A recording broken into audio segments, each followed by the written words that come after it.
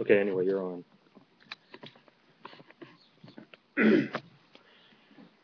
Hello, everybody.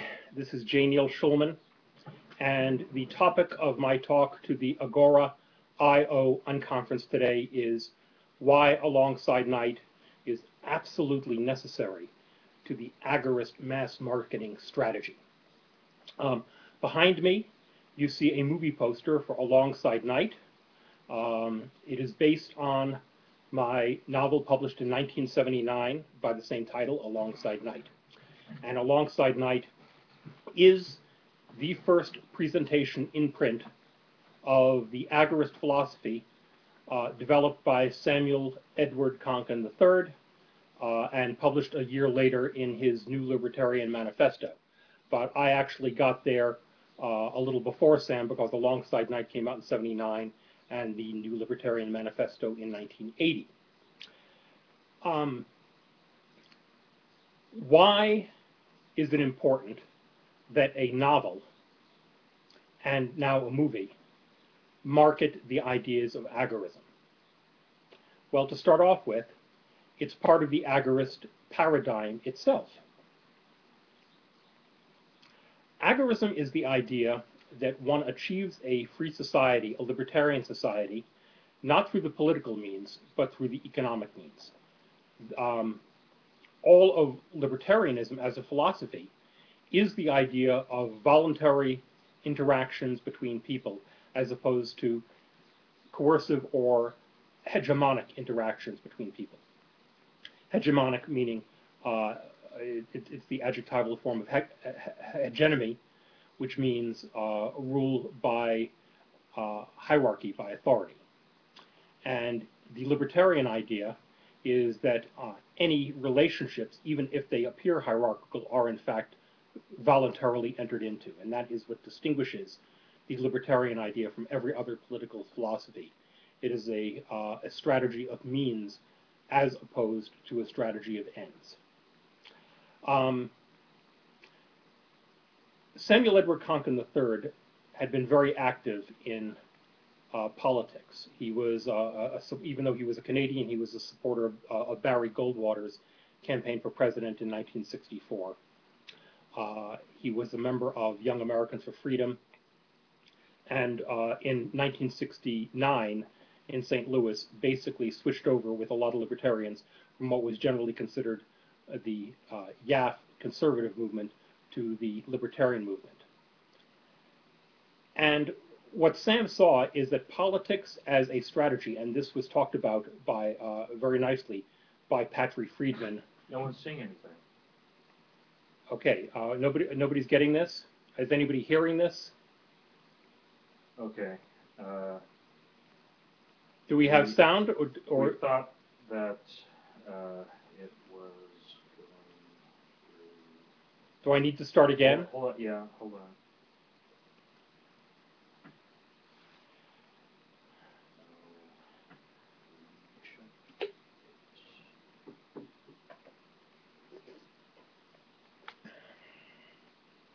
Oh, and someone said they could see it. Okay. Okay, so some guy says you can see and hear everything. Okay, good. Okay, well, keep going. Apologies for the interruption. We thought we had a technical glitch. Okay.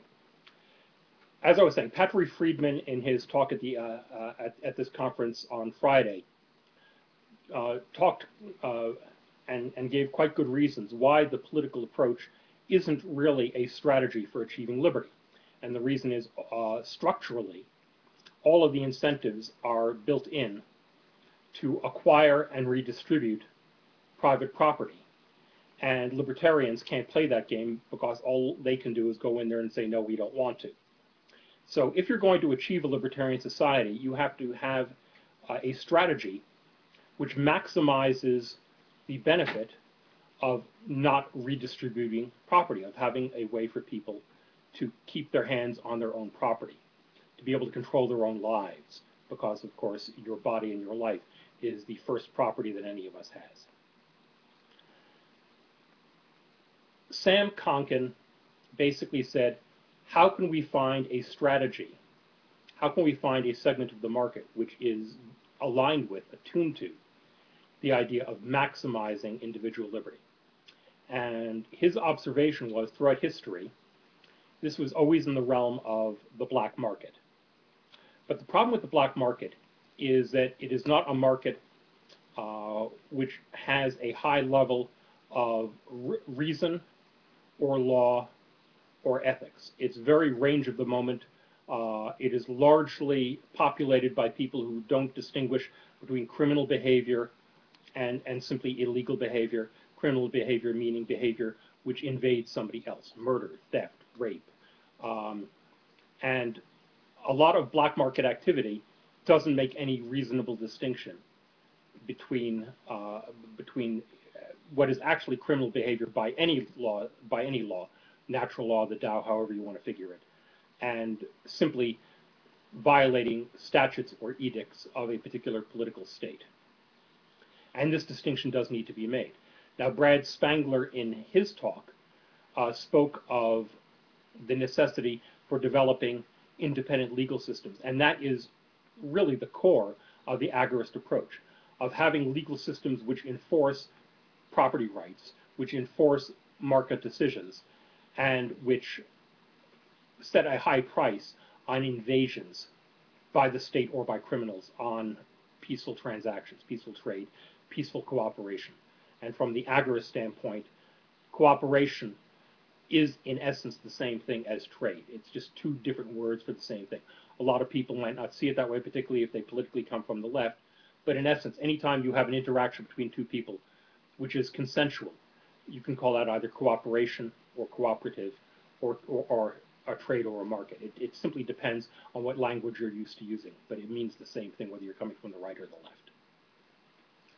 Alongside Night is an action-adventure story. It starts out in the form of a novel, and then it's currently in the stage of a screenplay, readying itself for production for a feature motion picture. And that story starts with, I guess we can call it an economic 9.0 earthquake or economic tsunami, to use recent metaphors that are in our consciousness. It's the idea that after years and years and years of control of the money supply by the Federal Reserve and other central banks, you now have a debt so large that it can't be paid off. And what happens is that debt is monetized simply by creating ledgers, electronic ledgers, or in the old days, printing money to pay off these debts. So in other words, it's creating credit and money out of nothing to pay off debts. And these debts are largely held by government at all levels, particularly the federal government in the United States. But as we can see, it's also happening in many other countries now too.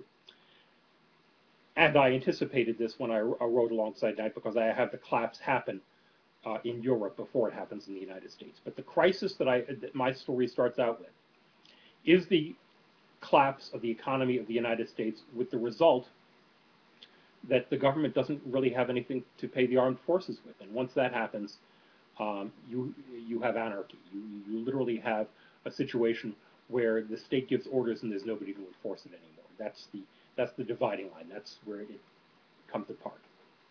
And that's what I portray in both the novel and the screenplay. And it's interesting that we saw this sort of union action in Wisconsin about a public union, a teachers union, because the invention which I had in Alongside Night, in both the novel and the screenplay, is an armed services union. And then, even though it's illegal for them to strike, they have wildcat strikes where their members simply walk off. What would normally be called desertion or AWOL becomes, in essence, a job halt, a walk off the job site. Because once you have a union involved, they think of it as a job, not as service. The viewpoint character for Alongside Night is a teenager who is the son of a world-famous Nobel Prize-winning economist, who is considered the father of the new economic miracle in Europe. In other words, basically what he does is his advice to what in the novel is the European Common Market Treaty Organization, and in reality has really become the European Union, which happened after I wrote my novel, is he puts them back on hard money and back on sound economic principles of not stealing everything from the private sector. And thus, the economy is rebuilt over a period of 5 or 10 years. Okay, I lost my vision there for a little while. Okay, so when that happens, just move your fingers slowly across the yeah, I took care of that. Don't click a thing, just slide it over. That's fine. Okay. Again, we're learning this as we go along. So in the novel, the European Common Market Treaty Organization, what today would be in real life the European Union, basically collapses first and recovers first. So at the time of my story, the economist, whose name is Dr. Martin Vreeland, is really considered the gold standard of economic theory. He's won a Nobel Prize for for the advice, for the economic advice, which has saved Europe after its economic collapse. And now the same thing is happening in the United States. That's how I set it up. And because he is such a key, world-renowned political figure, he is considered the linchpin of any strategy for the United States government to save itself. And so he's highly sought after, but also, being a libertarian radical, they're not sure that they can trust him. And so suddenly 17-year-old Elliot Vreeland, his son, finds that his father and the family are missing. This is the plot setup for this action-adventure story. Now, when I wrote Alongside Night in the 1970s, a lot of people were calling it science fiction. It seemed far-fetched. I mean, I had things like General Motors going bankrupt. General Motors, when I wrote Alongside Night in the 1970s, was considered, it was a blue chip. The idea that the #1 car maker and car seller in the world would go bankrupt was ludicrous. And yet I have that in the novel. A few years after General Motors did go bankrupt and was bailed out by the Obama administration with a total government-backed restructuring, it doesn't seem ludicrous anymore. And therefore, what was science fiction in 1979 isn't science fiction anymore. Simply by living through it, it's taken out of the field of science fiction. And so Alongside Night is a day after the tomorrow type of thing, but there's really no reason to call it science fiction anymore. Now, the question of this talk is, why is Alongside Night a vital part of agorist strategy, of spreading the idea of agorism? I talked about this back in October at Libertopia, and you can see that that talk on both the Alongside Night Movie website, which is at http://www.alongsidenightmovie.com. It is also on YouTube. You can find it on YouTube. And what I said in that Libertopia talk is that the means for spreading mass ideas is mass media. It's not going to happen in conferences like this. I checked about an hour ago, the number of YouTube views of the highest rated of any of these talks is under 100 people. And you're not going to win a worldwide economic political victory, however you want to phrase it, with a few hundred people. Okay? Marxism is probably one of the most, if not the most successful revolutionary strategy. Question. AlongsideNightMovie.com? AlongsideNightMovie.com, yes. And it needs a www in front of it? I believe it has a www in front of it. I'm not sure. Okay. You can try it both ways. I always use the www. Okay. Okay, now, I think I've lost the thread of my thought for a second. The idea is that Marxism is probably the most successful economic revolution in the world. There are probably more attempts to implement Marxism in one variation or another than anything else. And there are millions and millions of followers of Marxism.